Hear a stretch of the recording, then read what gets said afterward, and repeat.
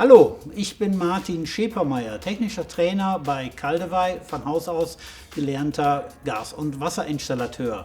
Heute wollen wir uns über den Einbausystemrahmen unterhalten, ESR kurz genannt.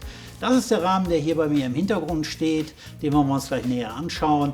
Den gibt es für quadratische und rechteckige Duschen, als auch für Viertelkreis- und Fünfeckduschen. Der Einbausystemrahmen hat eine doppelte Sicherheitslösung.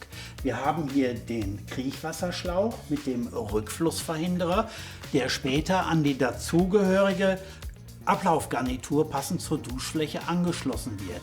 Sollte mal, gerade im Objektbereich sehr wichtig, die dauerelastische Verfugung undicht werden, tritt Kriechwasser in diesen Kriechwasserrahmen ein und wird dann in die Ablaufgarnitur abgeführt.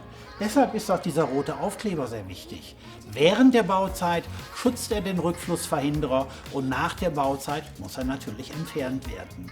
Schallisoliert nach DIN 4109 ist der Rahmen natürlich auch umlaufend durch einen Moosgummistreifen und die Fußkappen sind natürlich durch Butylkappen vom Gebäude entkoppelt. Konzipiert ist der ESR für den Rohbau, sodass der Estrich vor die sogenannten Schalungshilfen, die im Set enthalten sind, gegossen werden kann. In diesem Beispiel ist der Estrichleger schon fertig und die Nische ist passend groß konzipiert, sodass der ESR einfach nur noch in die vorhandene Nische eingesetzt werden kann. Der Einbausystemrahmen hat je nach Größe bis zu 12 höhenverstellbare Füße. Der Einbausystemrahmen wird dann einfach hier in die Nische eingesetzt. Über die von oben justierbaren Schrauben kann ich dann mit der Wasserwaage den Rahmen genau justieren.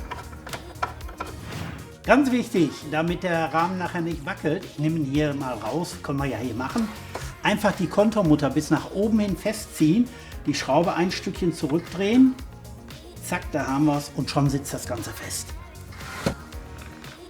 Diese 4 Plastikteile, die wir dabei haben, sind die sogenannten Einfließhilfen. Die kann man hier vorne in die Ecke einsetzen oder hier auf die Schiene setzen. Damit kann ich dann genau die Vorderkante der Duschfläche bestimmen und auch die Höhe der Duschfläche, sodass nachher Fliesenoberfläche und Duschfläche eine Ebene bilden.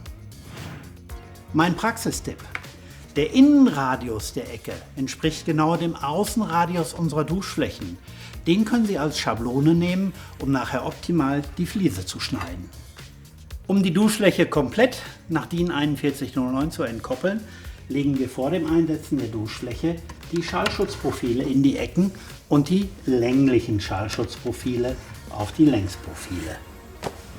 Apropos DIN, wir haben natürlich auch die Abdichtungsnorm 18534 im Hochbau zu beachten. Die sagt, entweder unter der Duschfläche abdichten oder an der Duschfläche zum Gebäude hin abdichten. Dazu kann wahlweise unser Butylband verwendet werden, was wir mitliefern und was dann hier vor dem Einsetzen der Duschfläche auf die Kante gesetzt wird. Um die Ablaufgarnitur zu positionieren, habe ich mir vorher eine Markierung auf dem Boden gemacht. Zu den Ablaufgarnituren gibt es ein separates Video. Anschließend verbinde ich mit der Schelle und dem Kriechwasserschlauch alle 3 Teile miteinander.